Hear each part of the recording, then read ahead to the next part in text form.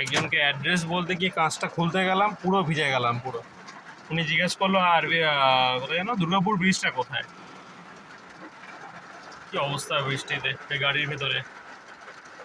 এইটা কিন্তু actually display, মানে এটার মধ্যে টাইমিং এখন হয়তো এই জিনিসটা এটা খারাপ, এটা দিকে দেখে নিচ্ছি এখানে চলে না হয়তো আর, না এখন এটা চলে না।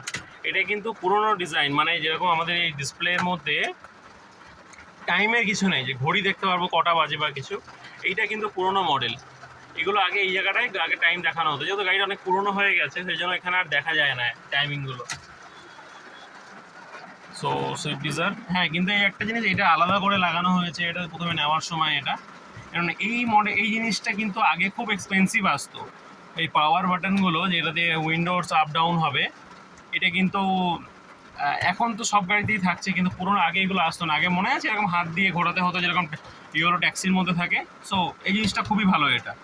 আর এই যে এক্সট্রা ছোট্ট একটা বাটন এটা, এইটা হচ্ছে আমরা যদি এটাকে প্রেস করে রাখি তাহলে কি হবে, পিছনে যে উইন্ডোগুলো আছে এই পিছনে, এটা কিন্তু হাত লাগলে আপনি নামবে না যতক্ষণ ড্রাইভার সিটে বসে থাকা সে যতক্ষণ এটাকে আনলক না করবে। তো এটা হচ্ছে তার জন্য।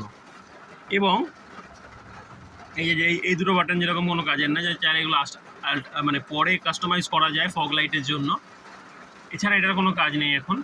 আর এইটা হচ্ছে আমাদের যে সামনে যে ফগ লাইটস আছে কি আই মিন হেডলাইট যেটা আছে, এইটাকে ম্যানেজ করার জন্য গাড়ির ওয়েট হিসাবে, গাড়িতে যদি বেশি ওয়েট পড়ে যায় তখন এটাকে লাইটটাকে সিধা রাখার জন্য এইটাকে অ্যাডজাস্ট করতে হয়।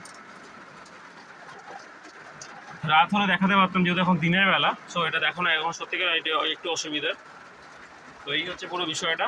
হ্যাঁ পাশেও আর একটা আছে, এটা এই বাটনটার জন্য আমি এই উইন্ডোজের জন্য এই কাজটা নামানোর জন্য এই জায়গাটা ইউজ করতে পারি আমরা। এটা পেছনেও আছে।